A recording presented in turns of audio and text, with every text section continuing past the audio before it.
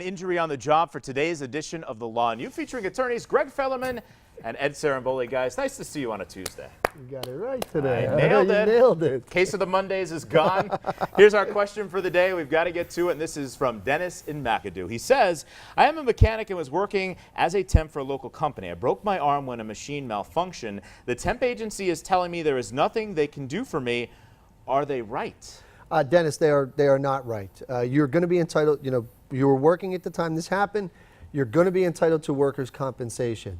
Now, the question is going to be who's going to pay you that workers' compensation. What we've seen in our experience is that the temp agency is the employer in this particular situation, usually, and that's who is going to be paying your workers' compensation. But the temp agency telling you that there's nothing that can be done, that's just flat out wrong.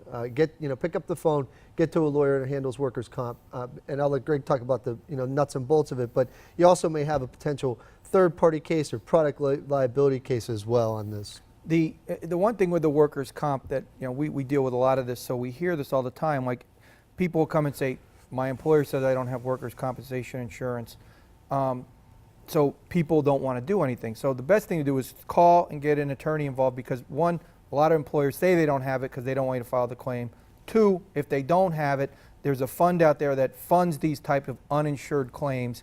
I mean, they're highly litigated, they're fiercely contested, but at the end of the day, there's money out there for people who are injured at work. So don't just sweep a work claim under the rug because someone tells you there's no insurance or that they don't want to do it. So it's important, get some legal advice in these situations. Yeah. Too many people and again, there's a statute of limitations. You wait 3 years, your case is over.